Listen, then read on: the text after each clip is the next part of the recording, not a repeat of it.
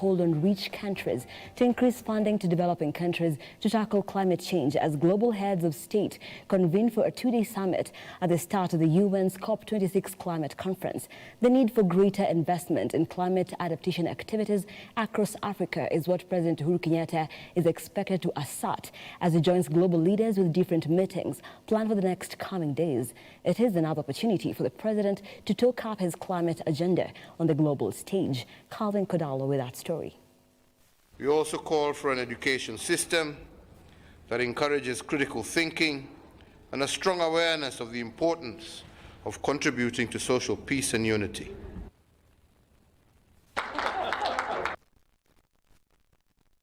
And moving on, as schools around the country continue to experience unrest, the administration of the Buruburu Girls High School has allowed students to go home for a few days as investigations commence to establish the cause of the Sunday evening fire. This comes after most parents called on the administration to allow them to take their children home over insecurity.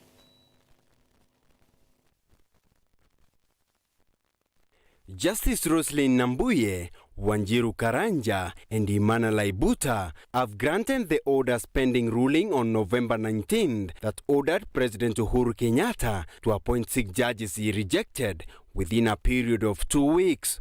President Uhuru Kenyatta had rushed to the appeal court last week to challenge the Apologies for that, I'll take that again. As schools around the country continue to experience unrest, the administration of Buruburu Girls High School has allowed students to go home for a few days as investigations commence to establish the cause of the Sunday evening fire. This comes after most parents called on the administration to allow them to take their children home over insecurity in the school. Buruburu Girls High School came in early in school today to pick their children following the fire which broke out yesterday evening in the school and burnt one of the dorms called Kingdom. She has a daughter here in Form 1, so she called me telling me about the fire incident. I didn't know about it. Looking at the social media, Facebook, I saw stories about Buruburu Girls on fire. So we rushed from home. We reached the school around 6. We found the gate is closed. We couldn't talk to anyone. There was no one to talk to actually. We demanded to see the teachers, at least the head teacher. No one talked to us. It was all the police, the police officers who are here. They were chasing us. There was a lot of confusion here. Some parents slept here. Some slept here. Those who come far away, they slept here. So some of us went home. When we were desperate, we didn't know whether our kids were safe or not because there was no official communication. We saw ambulances in and out. Over 10 ambulances in and out. And they told us it's only 10 girls who were affected, a room of 10 girls. But those ambulances, over 10 ambulances. Most parents who came in yesterday were furious because they were not allowed to pick their kids. According to some of the students who spoke to Look Up TV and whose identity are withheld, there was a letter that circulated in school earlier last week claiming that the school will be burnt. So, yes, we had kulikuwa na watu wa Red Cross ambao walikuja wakatusaidia. Tukapata the first aid that we needed. Some people were taken to the hospital.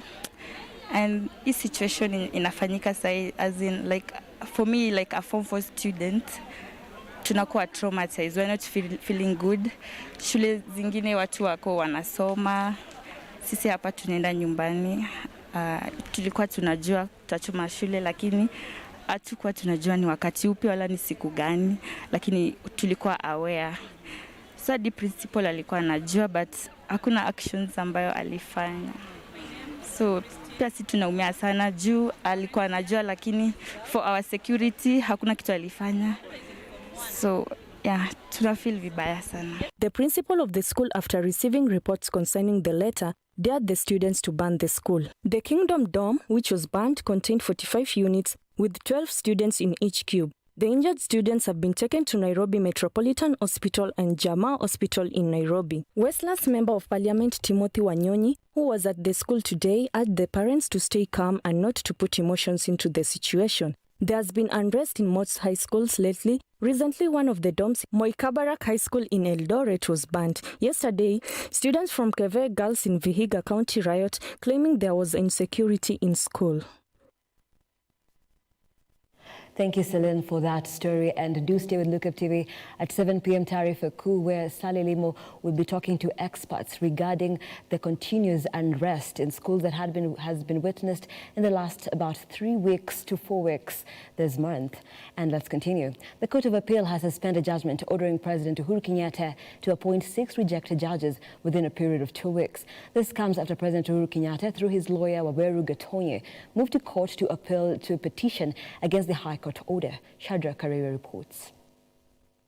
Justice Roslyn Nambuye, Wanjiru Karanja and Imana Laibuta have granted the order's pending ruling on November 19th that ordered President Uhuru Kenyatta to appoint 6 judges he rejected within a period of 2 weeks. President Uhuru Kenyatta had rushed to the appeal court last week to challenge the decision of the High Court. He indicated that he had no intention to appoint 6 judges as ordered by the lower court a week before. Mr. Kenyatta in his court paper said that if the judgment is implemented, he is likely to put his office and that of Chief Justice Martha Koome at conflict. As a result, the president wanted the Court of Appeal to suspend implementation of the order's pending determination of his appeal, which he is arguing that the High Court judgment is unconstitutional. In the 4-page draft memorandum of appeal filed last Wednesday, the president says that order issued by the 3-judge bench comprising of Justice George Ndulu, James Wakiaga, and William Musyoka are based on foreign precedents. Shadrach Kareria, Look Up TV, Nairobi. Thank you, Karevia. Now, Deputy President William Ruto has kicked off his 2-day tour of Nyamira County today to popularize the Hustler Nation agenda.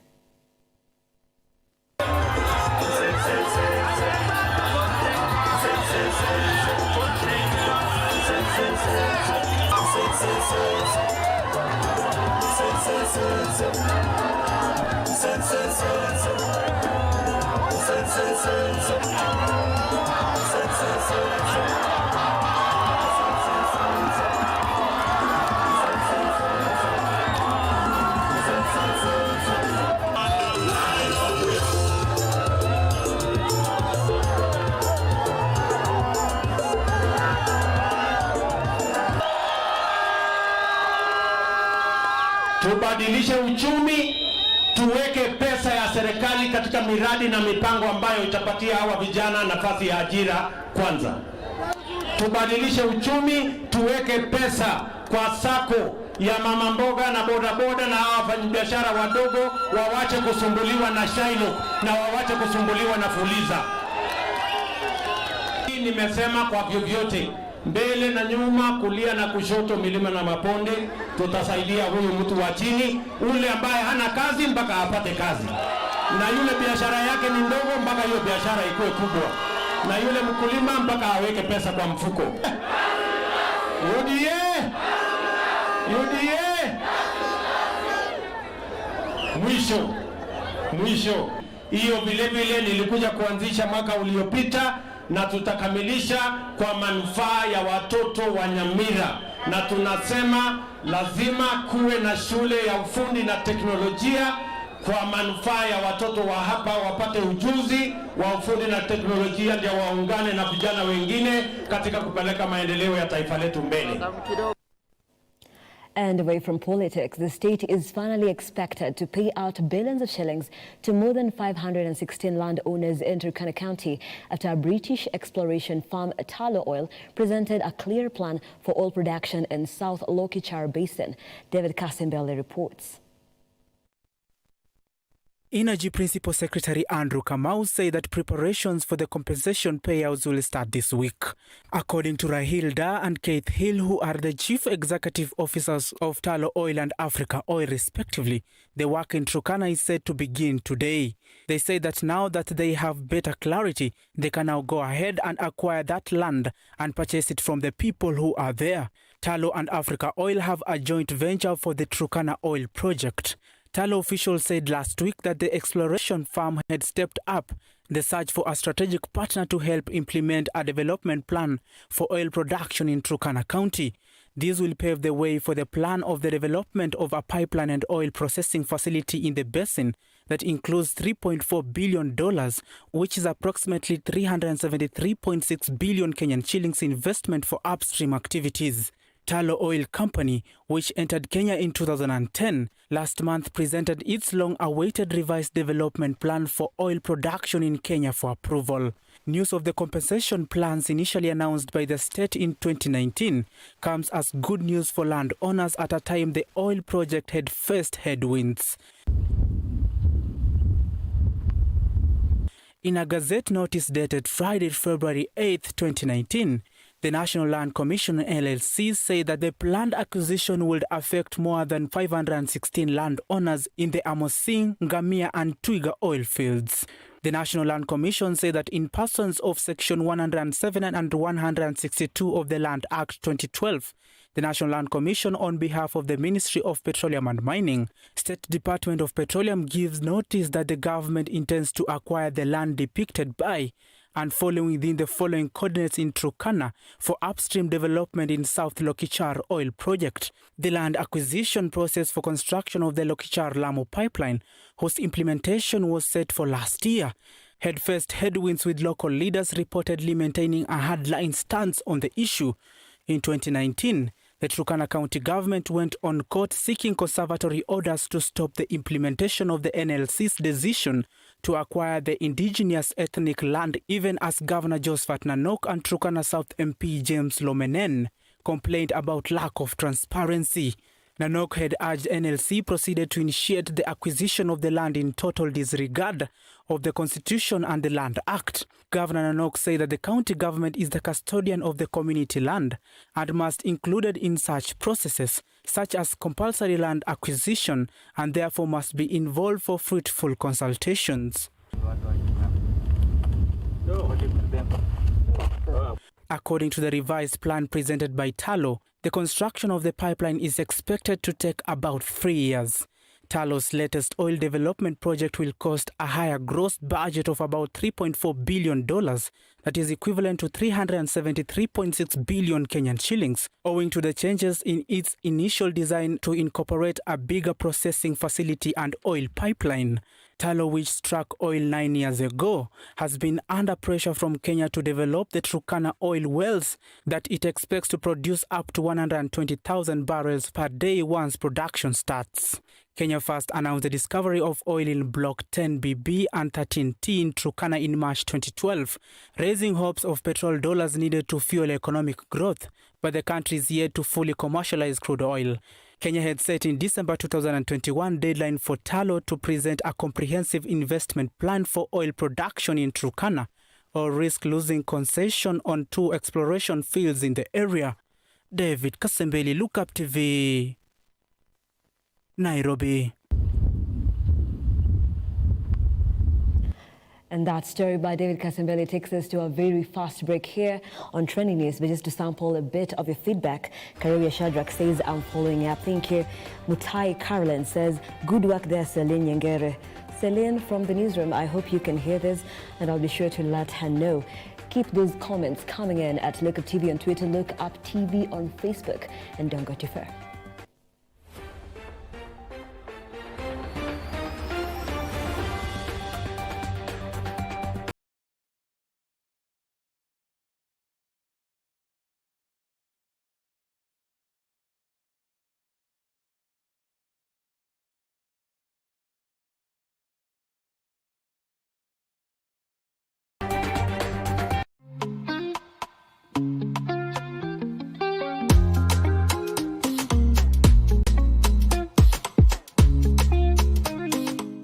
To grow your business, broadcast your sermon, share birthday wishes, make funeral announcements, produce adverts and documentaries, then book and advertise with us today by calling us on +254 700 893 542 700 893 542 or email us on sales@look-up.tv.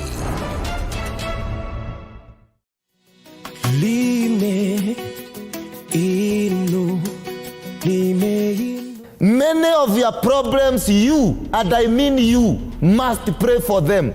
It is only in the place of prayer where you establish a relationship between you and God. Because there are battles you must fight. Mpendwa, kuna vita zinakugojea upigane. na usipopigana utapigwa. You either fight or you will be fought. Kama unaweza kaa kwa Mungu abadilishe what you think about money. What you think about money is not what the Bible says about money. Wewe hujui hivyo. Kilio kingine unalia hapo. Shida zingine zimekufuata tabia uzaliwe. Ungetafuta dhabihu nzuri, uombe nayo mbele ya Mungu. Hiyo shida ingeenda haraka, ingeenda asubuhi. Neno la Hekma with Pastor Ruben Thuo. Tuesdays at 8:30 p.m. only on Look Up TV. Please make those payments and take dinner out the freezer. Enjoy your day off.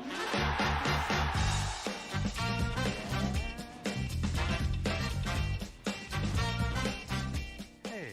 How was your day? Great. Did you pay the bills? Abby did it. And the plumber? Abby did it. Send money to your mom? Abby did it. Who's Abby? Bank on WhatsApp with Abby, your 24/7 digital personal banker. Another digital innovation that gets things done. That's Africanacity. That's ABSA. Did you take dinner out the freezer? Yeah. Are you looking to turn your passion to purpose? Vera Beauty and Fashion College now brings you online classes at the comfort of your home. We are a TVET-approved institution with over 20 years' experience in training competency-based courses in fashion design and creative arts, cosmetology, hairdressing, beauty therapy, interior design in soft furnishings, event decoration and flower arrangement, hospitality and catering, and training of trainers. To enroll, call us today on 0704 577 577 or visit our website at www.verabeautycollege.com. Vera Beauty and Fashion College, a center of excellence. Help me identify a beautiful woman. I never came across one till I got to Vera. Like, follow, subscribe, click the notification button. Join the Look Up TV movement now.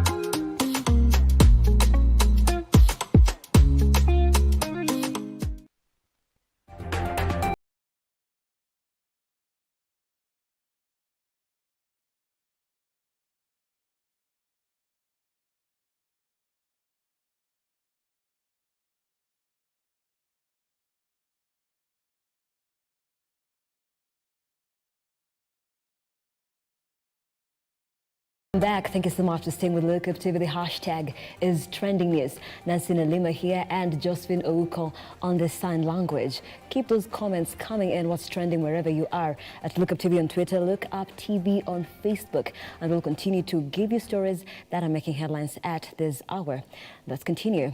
Environment seers Keriako Tabiko has called on rich countries to increase funding to developing countries to tackle climate change as global heads of state convene for a two-day summit at the start of the UN's COP26 climate conference. The need for greater investment in climate adaptation activities across Africa is what President Uhuru Kenyatta is expected to assert as he joins global leaders with different meetings planned over the next coming days. It is another opportunity for the president to talk up his climate agenda on the global stage. Calvin Kodalo has compiled that story. In global cities for negotiations to address the main problems behind dangerous climate change, global.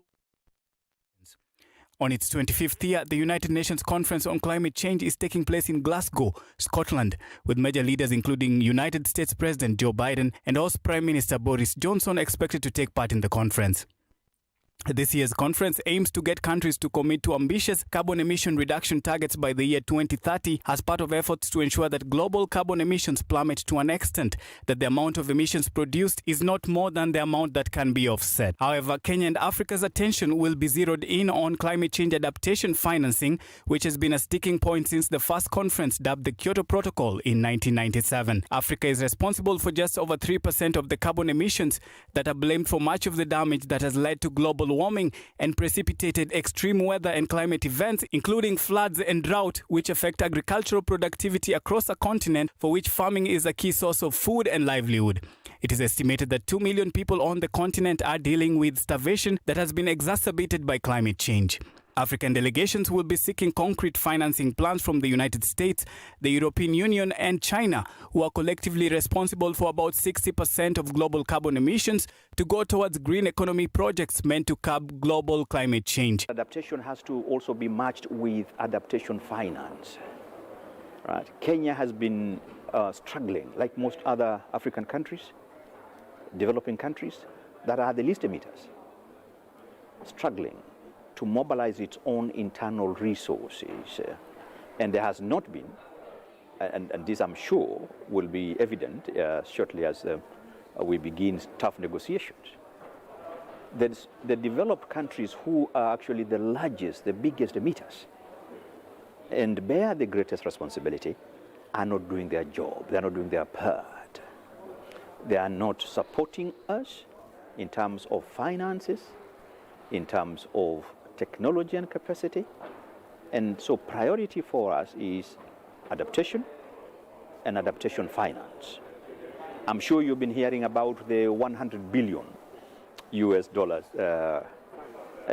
pledge or obligation or commitment. That's which was delivered, which that pledge was made in 10 years ago. And would have been delivered by, actually the developed countries were required to have delivered that $100 billion per year by 2020. You just do the calculations. But that never happened. By 2020 came and passed. And now what we have, and is going to be a key issue here for at the political level, I'm sure our president will be has been speaking about it very strongly. What we are now... In 2009, at that year's United Nations Climate Conference in Copenhagen, the rich nations made a significant pledge, promising to channel $100 billion every year to less wealthy nations by 2020 to help them adapt to climate change and mitigate further rises in temperature. That promise has not been kept, and Kenya, alongside other African nations, will be pressing on that matter. In addition, the Kenyan delegation are also keen to talk up Kenya's commitment to the green economy, particularly with 70% of Kenya's installed electricity capacity coming from renewable energy sources. Calvin Kodalo, Lookup TV, Nairobi. Thank you, Kodalo, for that report. Now, the High Court in Eldoret has today issued orders prohibiting the IEBC from ending the enhanced voter registration exercise. A voter by the name Patrick Cherono filed an application arguing that the Independent Electoral and Boundaries Commission had not met its target of about registering 6 million new voters. The enhanced voter registration was set to end on November 2nd. Kairena Basenge went to the High Court in Eldoret today and suggested the court to issue orders to prohibit the IEBC from ending the enhanced voter registration exercise. A voter, Patrick Cherono, filed an application arguing that IEBC had not met its target of registering about 6 million new voters. The voter sued the IEBC in Parliament, which is supposed to provide funding to the Commission. The IEBC was expected to release the final numbers of new voters netted in the 4-week mass voter registration drive. According to the figures released by the Commission, by the end of the third week, only 800,000 new voters had been listed against a total target of about 6 million people. Apathy, lack of ID cards, and apparent lack of motivation, especially among the youth, have been blamed for the low turnout. Justice Eli Kogola today said the orders will remain in place until November 9, when the case will be heard. The government, through IEBC, is requesting Kenyans to turn out, and especially young people, to register as voters. Irene Mwangi, Lookup TV, Nairobi. And it's about time for us to know what's happening in the international sphere. A UN official today has discussed mediation options possible and the way forward for Sudan with its ousted Prime Minister on Sunday, a day after hundreds of thousands continued protests as they took it to the streets to demand the end of the rule of military. Moguru Kimani with that and more in our international roundup. Options and possible way forward for Sudan with its ousted Prime Minister on Sunday, a day after hundreds of thousands of protesters took to streets to demand an end to military rule. The outpouring of dissent posed the biggest challenge to General Abdel Fattah al-Burhan since he toppled Prime Minister Abdallah Hamdok's cabinet last Monday and arrested key politicians. The streets were largely calm on Monday. Late on Sunday, judicial sources confirmed the release of Ibrahim Gaddar, the head of disbanded former ruling party, and other former Islamist officials. The UN Special Representative for Sudan, Volker Perthes, said in a tweet post that he will continue these efforts with other Sudanese stakeholders. Perthes said Hamdok was at his residence where he remains well but under house arrest.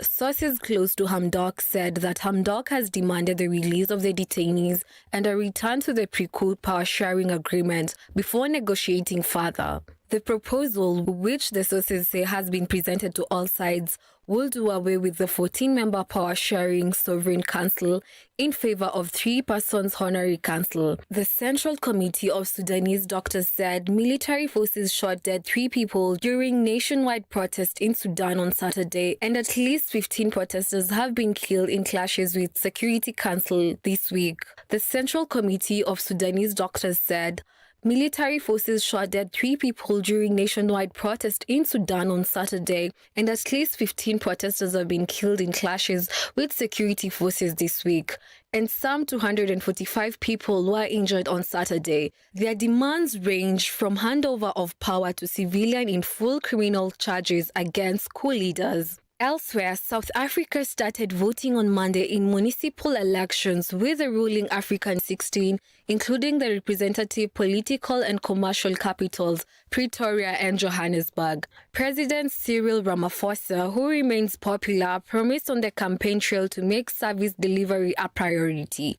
ANC defenders say reversing decades of apartheid-era neglect in black neighborhoods was never going to make a quick fix, although the party has been dogged by corruption scandal and faces criticism over some of the world's highest recorded unemployment, with a third of the population out of work. Its main rival, the Democratic Alliance DA, has struggled to shed its image as a party of white privilege, and it suffered a backlash in October from a divisive poster campaign addressing racial tensions between ethnic Indians and black communities.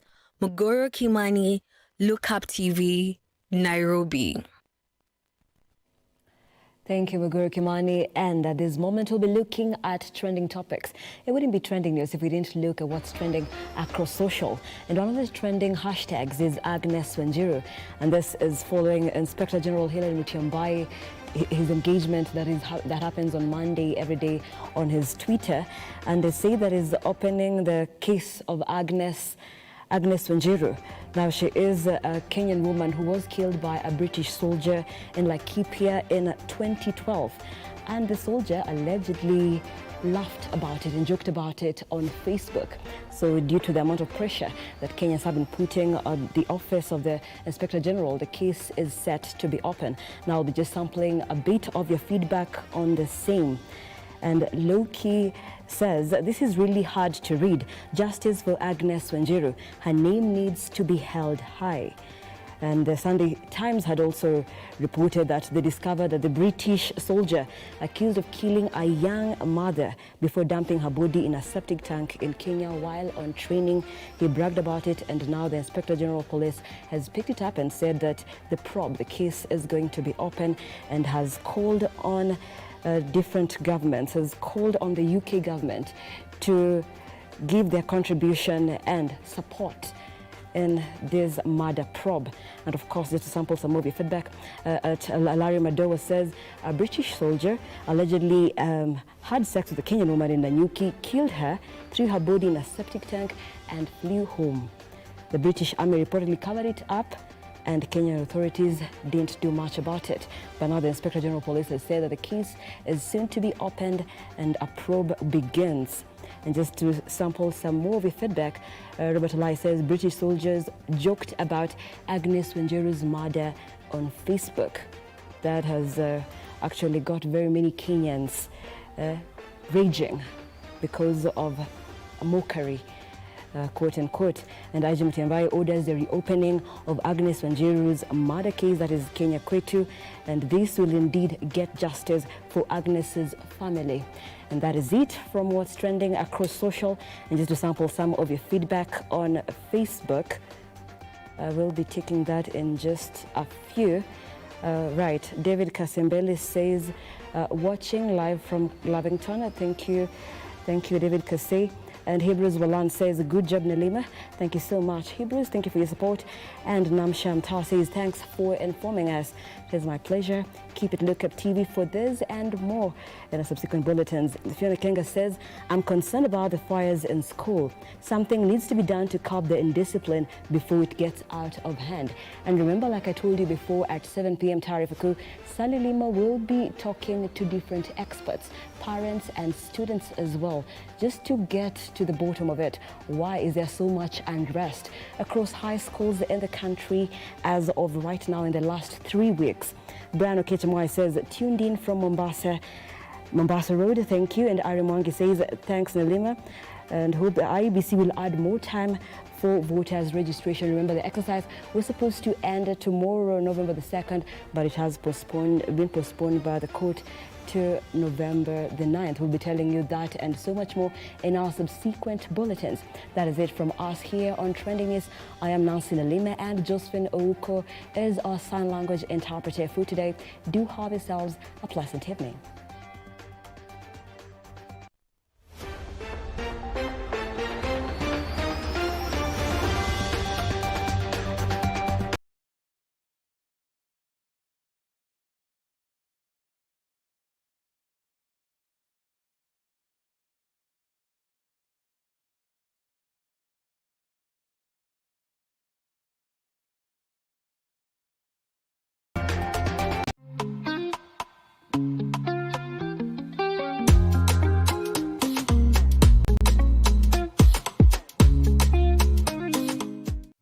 We value your feedback and welcome your complaints about our programming and operations.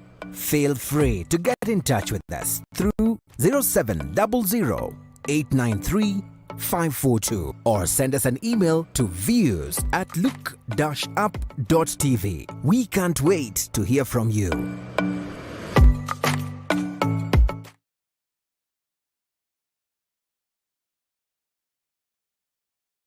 Want to grow your business? Broadcast your sermon, share birthday wishes, make funeral announcements, produce adverts and documentaries? Then book and advertise with us today by calling us on +254 700 893 542.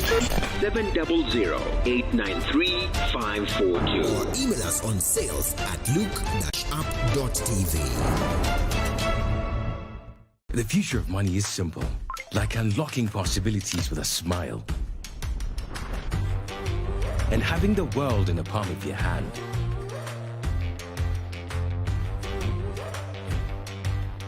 It's the ability to touch many lives at the same time and turn your dreams into reality. It's forgetting and still remembering. Simple is having everything that you love in one place. From the ticket to your next meal, to your ticket to the next holiday. It's an easy way to ask for a boost when you're low. And keeping track of everything on the go. The future of money is simple, and it's here. Download the new M-Pesa app today.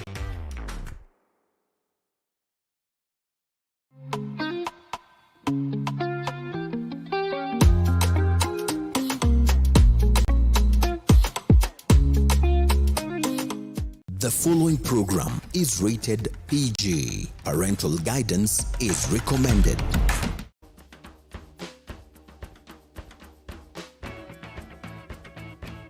Hi, I'm Taylor. I'm Ileana. Hi, I'm Daniel. I'm Luke. My name's Santina. Hi, I'm Kayla. Hi, I'm Georgia. Hey, I'm Grant. I'm Satima. I'm Grant. Hi, I'm Renan. I'm Farah, and I'm an expert on manners. Hi, I'm Emma. Hi, I'm Kathy. Hey kids, let's cook.